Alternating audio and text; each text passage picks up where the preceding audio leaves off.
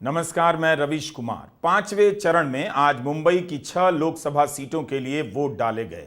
चुनाव आयोग ने शहरी मतदाताओं से अपील की थी कि बाहर निकलें और वोट डालें। मुंबई में मतदान का प्रतिशत काफी कम रहता है, लेकिन इस बार दूसरी ही कहानी सामने आने लगी। दोपहर होते होते विपक्ष के नेता ट्वीट करने लगे कि मतदान केंद्रों पर लाइनें लंबी हैं, जानबूझकर मतदान धीमा किया जा रहा है। उद्धव ठाकरे ने धीमे मतदान को लेकर प्रेस कॉन्फ्रेंस की। कांग्रेस नेता वर्षा गायकवाड़ ने भी मतदान धीमे होने और लंबी लाइनों को लेकर बयान दिया। 5 बजे तक मुंबई की 6 लोकसभा सीटों पर मतदान का प्रतिशत 50 से कम ही रहा, लेकिन मतदान केंद्रों के बाहर लंबी लंबी कतारें देखी गईं। अब इस लंबी लाइन को देखिए। मुंबई के विले पार्ले का मतदान केंद्र है। शाहजी राजे मार्ग के स्कूल पर लोगों की लाइन कितनी लंबी है, यह वीडियो दोपहर 3 बजे का है। ऐसे ही लंबी लाइनें कुछ और जगहों पर देखी गईं। इंडिया गठबंधन को लगा कि जानबूझकर देरी की जा रही है, लंबी लाइनों से हताश होकर लोग घर न चले जाएं, इसलिए शाम 5 बजे उद्धव ठाकरे ने एक अर्जेंट प्रेस कॉन्फ्रेंस बुलाई और लोगों से अपील की कि जो भी घर चले गए हैं वापस आएं और 6 बजे से पहले लाइन में लगें। कांग्रेस की वर्षा गायकवाड़ ने भी लंबी लाइनों को लेकर आरोप लगाया। उद्धव ठाकरे का कहना है कि उन्हीं इलाकों में मतदान को धीमा किया जा रहा है जहां पर इंडिया गठबंधन मजबूत है। चुनाव अधिकारी ने कहा कि हम लाइन में लगे लोगों को टोकन बांटेंगे और जितने भी लोग लाइन में लगे होंगे उनका मतदान कराया जाएगा।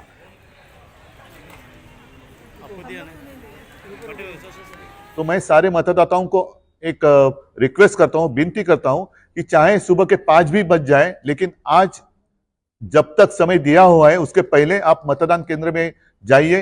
अगर सुबह कुछ भी असुविधा के कारण आप घर लौटे हो तो वापस जाइए, और कल सुबह 5 भी बज जाए, 6 भी बज जाए, कोई भी वहां से हिलेगा नहीं। आपको वोट करने का अधिकार है और आप वोट देने के बिना वो जो केंद्र है वो बंद नहीं हो सकता। और सारे लोगों को मैं ये कहता हूं कि जहां जहां ये असुविधा है, जहां पर ये जानबूझकर देर लगाई जा रही है, वहां का उस केंद्र का नाम और वहां अंदर जो इलेक्शन कमीशन के लोग बैठे हुए हैं उनका नाम हमें अगर बता दे तो हम अदालत में भी जाएंगे और साथ ही साथ कल प्रेस में वो लिस्ट हम जाहिर करेंगे। मुंबई की सभी सीटों पर शाम 6 बजे तक 50% से भी कम मतदान हुआ। बीजेपी के नेता देवेंद्र फडणवीस ने भी मुंबई में धीमे मतदान की शिकायत की। उन्होंने भी चुनाव आयोग से गुजारिश की कि धीमे मतदान की शिकायतों को देखें और तुरंत कार्रवाई की जाए। मुख्य चुनाव अधिकारी एस चोकालिंगम का बयान आया कि उन्होंने सभी रिटर्निंग अफसरों और कलेक्टरों को आदेश दिया है कि रिजर्व स्टाफ को भी ड्यूटी पर लगाएं और मतदान कराएं। उन्होंने कहा कि सुबह के वक्त लंबी कतारें थीं, मगर धीरे धीरे कम होती चली गईं। मुंबई में संगीतकार अमित त्रिवेदी वोट नहीं डाल पाए। उन्होंने इंस्टाग्राम पर एक वीडियो जारी करते हुए जानकारी दी है कि उनके पास सारे दस्तावेज थे, वोट की रसीद मिलने के बावजूद वोट डालने नहीं दिया गया। अमित त्रिवेदी ने कहा है कि उनके बूथ पर 200-300 लोगों को वोट डालने का मौका नहीं मिला।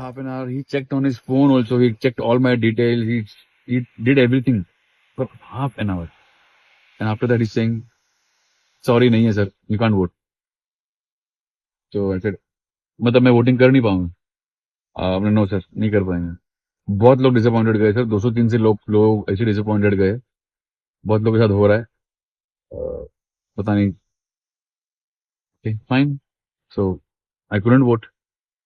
मुंबई की 6 लोकसभा सीटों के अलावा महाराष्ट्र के धुले, नासिक, पालघर, भिवांडी, ठाणे में भी वोट डाले गए। उत्तर प्रदेश अब आते हैं। यहां की 14 लोकसभा सीटों पर मतदान चल रहा था, लेकिन बहस चल रही थी फूलपुर में आई रैली को लेकर। इस रैली में इतनी भीड़ आ गई कि आज भी मुख्यमंत्री योगी आदित्यनाथ और अखिलेश यादव इसे लेकर एक दूसरे पर निशाना साधते रहे।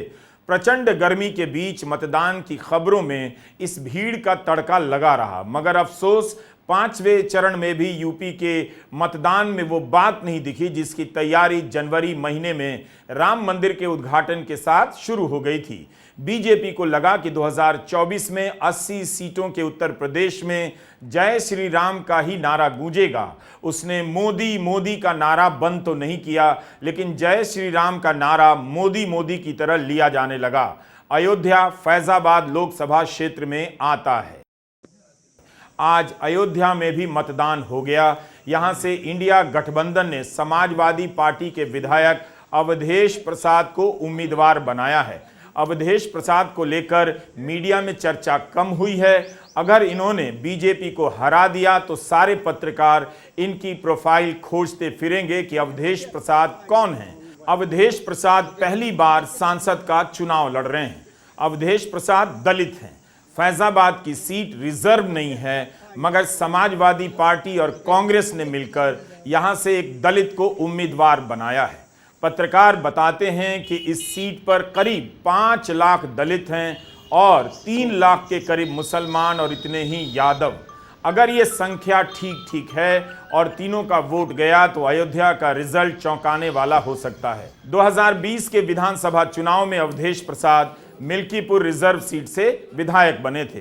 अवधेश प्रसाद मौर्य को आप ठीक से देख लीजिए। 1992 में बाबरी मस्जिद के ध्वंस के बाद 1993 में जब उत्तर प्रदेश में विधानसभा चुनाव हुआ तब बीजेपी अयोध्या के अलावा फैजाबाद की सभी विधानसभा यानी 4 सीटों पर हार गई।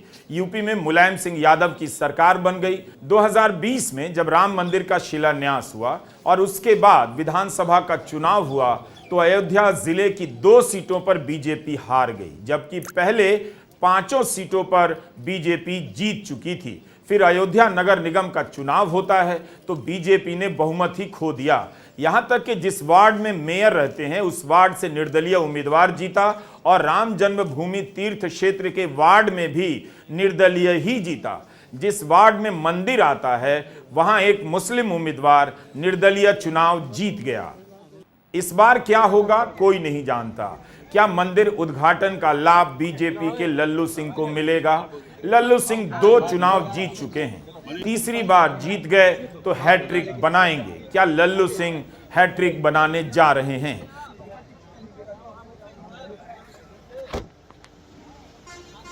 राम मंदिर और अयोध्या की चुनावी राजनीति का ट्रेंड अलग रहा है।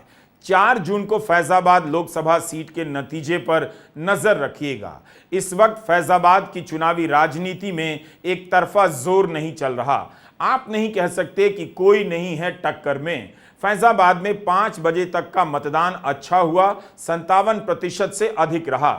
लेकिन यूपी में चर्चा फूलपुर की रैली की है। अब हम इस पर आते हैं, लेकिन आप फैजाबाद भूल मत जाइएगा।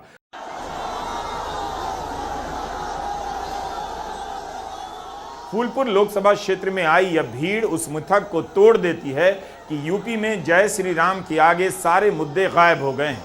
अखिलेश यादव और राहुल गांधी ने भी ऐसी विशाल रैली नहीं देखी होगी। फूलपुर से समाजवादी पार्टी के उम्मीदवार अमरनाथ मौर्य ने इस रैली के लिए काफी तैयारी की। उनकी मेहनत पर पानी तो फिर गया, लेकिन उनकी सभा में आई भीड़ का वीडियो पूरे देश में वायरल हो गया। क्षमता से अधिक लोगों के आ जाने से स्पीकर और तार का संबंध टूट गया। अखिलेश यादव और राहुल गांधी सभा को संबोधित ही नहीं कर सके। इसके बाद राहुल और अखिलेश यादव ने एक वीडियो रिकॉर्ड किया, आपस में बातचीत की और वहां से चले गए। इस बातचीत में दोनों मानते रहे कि इस बार जिस तरह का गठबंधन हुआ है पहले कभी नहीं हुआ। बट मुझे लगता है कि अब एक नई तरीके की पार्टनरशिप बन रही है, क्योंकि जो इस बार हमारा कोऑपरेशन है शायद पहले ऐसा कोऑपरेशन नहीं हुआ। मतलब बिल्कुल सब जुड़ गए। सबसे अच्छा ये है कि जितना उन्होंने कहा 2 लड़कों की जोड़ी, उतना युवा आपसे हमसे इंडिया गठबंधन से और जुड़ गया। तो ये नेचुरल अलायंस है और नेचुरल अलायंस इसलिए लोग महसूस कर रहे हैं कि वो चाहते हैं कि नौकरी और रोजगार मिले, नौकरी और रोजगार मिले। तो ये बड़ी भावना है कि हमसे आपसे ये यूथ कनेक्ट कर रहा है। बीजेपी समझ गई कि फूलपुर की रैली की चर्चा चल रही है, इसलिए उसने रैली को निशाना बनाना शुरू कर दिया। इलाहाबाद लोकसभा क्षेत्र में आयोजित एक जनसभा में योगी आदित्यनाथ ने कहा 2 लड़के आए थे, जनता सुनना नहीं चाहती थी, इसलिए बिना भाषण दिए चले गए।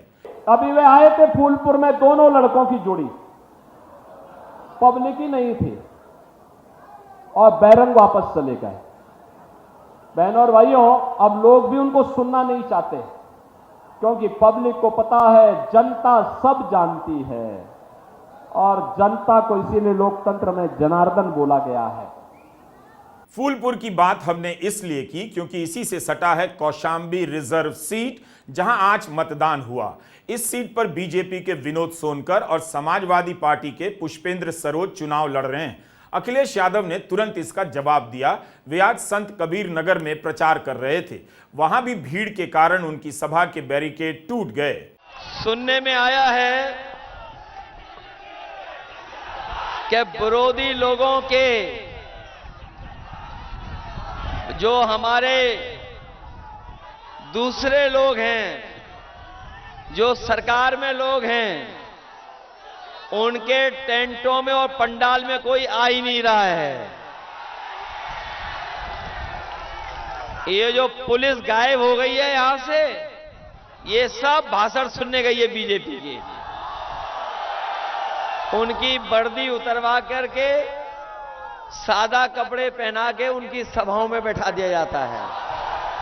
अगर फूलपुर की प्रचंड सभा का कौशाम्बी की सीट पर असर हुआ तो बीजेपी के लिए चिंतित होना स्वाभाविक है। कौशाम्बी में ही आता है प्रतापगढ़, जहां से जनसत्ता पार्टी के रघुराज प्रताप सिंह विधायक हैं। राज्यसभा के चुनाव में बीजेपी को उन्होंने समर्थन दिया, मगर लोकसभा के चुनाव में बीजेपी ने उन्हें कोई सीट नहीं दी। अभी तक रघुराज प्रताप सिंह चुप थे, इशारे में बात कर रहे थे, लेकिन अनुप्रिया पटेल के ललकारने के बाद अब उनके लिए चुप रहना मुश्किल हो गया। आज उन्होंने कह दिया कि सीटिंग एमपी विनोद सोनकर के खिलाफ नाराजगी है। उनके कहते ही साफ हो गया कि उनके समर्थकों का वोट समाजवादी पार्टी की तरफ जाएगा। ईडी के डर से कांग्रेस, सपा, शिवसेना के नेता अपने घर से कुर्सी, टेबल, ग्लास, लोटा, थरिया, बर्तन, कंचा सब लेकर गमला तक बीजेपी में चले गए, मगर रघुराज प्रताप सिंह ने बीजेपी के उम्मीदवार का विरोध कर दिया। ईडी के लोग भी आज जरूर परेशान होंगे कि आखिर उन्हें हमारा डर क्यों नहीं लगा।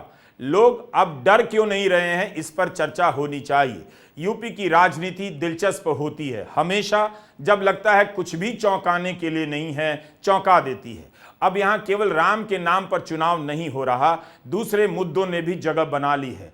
उत्तर प्रदेश में मतदान के समय तनातनी की खबरें आम हो चली हैं। कौशाम्बी में आज फिर एक युवक ने बीजेपी को वोट देते समय वीडियो बनाया, उसके खिलाफ एफआईआर हो गई है। हम अपने स्तर पर इस वीडियो की पुष्टि नहीं कर सकते, मगर यह काफी वायरल है। यह सीसीटीवी फुटेज है जिसका प्रसारण भारत समाचार ने किया है। घटना कौशाम्बी लोकसभा क्षेत्र की है। इसमें दलित समाज के लोगों ने बीजेपी को वोट नहीं दिया तो उनके साथ घर में घुसकर मारपीट की गई। समाजवादी पार्टी ने इसकी शिकायत चुनाव आयोग से की है। गर्मी आज बहुत थी, 44-45 डिग्री सेल्सियस तापमान में मतदान की जगह लोग तापमान की ही बातें करते रहे। लखनऊ में मतदान धीमा रहा, शाम 5 बजे तक 50% भी मतदान नहीं हुआ, लेकिन मोहनलालगंज, जालौन, झांसी, हमीरपुर, बांदा, बाराबंकी, फैजाबाद, गोंडा और कैसरगंज में मतदान चलता रहा। रायबरेली में राहुल गांधी और अमेठी में स्मृति ईरानी आज मतदान के दिन अपने क्षेत्र में रहे और बूथों का दौरा करते रहे। कन्नौज में जिस तरह से अखिलेश यादव ने मतदान के दिन मोर्चा संभाला था, उसी तरह आज हनुमान मंदिर में दर्शन के बाद राहुल गांधी रायबरेली के बूथों का निरीक्षण करने निकल गए। यहां कांग्रेस ने बूथों पर बूथ योद्धा बनाया है, उन सभी से मुलाकात की। रायबरेली में मतदान शुरू होने के बाद ईवीएम खराब होने की खूब शिकायतें आईं। रायबरेली के जिला अधिकारी के अनुसार 43 ईवीएम मशीनों को बदलना पड़ा, 20 कंट्रोल यूनिट और 21 वीवीपैट मशीनें बदलनी पड़ी। मीडिया रिपोर्ट के अनुसार रायबरेली के बूथ नंबर 312 पर कांग्रेस के कार्यकर्ताओं से बस्ता छीनने की भी शिकायत आई है।